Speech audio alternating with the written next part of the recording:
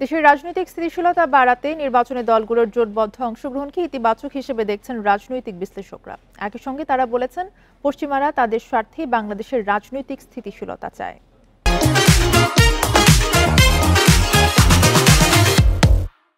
শান্ত হয়নি দেশের পরিস্থিতি। এক বছরের বেশি সময় ধরে বারবারই হোঁচট খাচ্ছে শান্ত হয়নি দেশের পরিস্থিতি। এক বছরের বেশি সময় ধরে বারবারই হোঁচট খাচ্ছে জন আকাঙ্ক্ষার নতুন বন্দোবস্ত। নতুন নতুন ষড়যন্ত্রে ক্ষতবিক্ষত দেশের রাজনৈতিক অঙ্গন, প্রশাসন অথবা আইনশৃঙ্খলা পরিস্থিতি। এই সমস্ত কিছু নিয়ে অনেকটাই অস্বস্তিতে সংস্কার, বিচার ও নির্বাচনকে মূল লক্ষ্য ধরে চলা অন্তর্বর্তী সরকার। তবে আশার কথা হচ্ছে, নির্বাচনের ঘোষণা দিয়েছে সরকার, রোডম্যাপও দিয়ে দিয়েছে ইলেকশন কমিশন।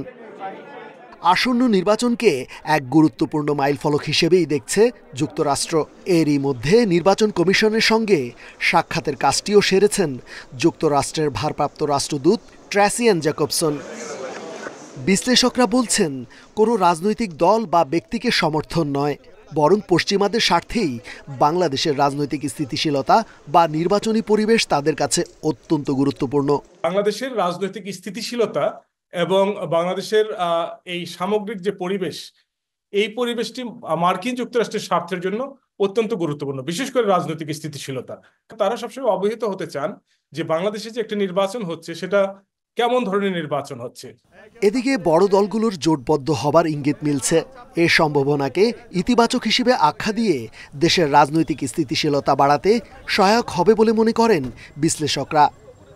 এই জোটবদ্ধতা কিন্তু জুলাই সনদ যে স্বাক্ষর বা তার যে আইনগত ভিত্তি, তার যে ডিবেটিং, এটি একদিকে যেমন কমিয়ে দিবে এবং যদি দলগুলোর মধ্যে দূরত্ব কমে এসে জোট হয়, সেটা দীর্ঘমেয়াদী স্থিতিশীলতায় কাজে লাগবে।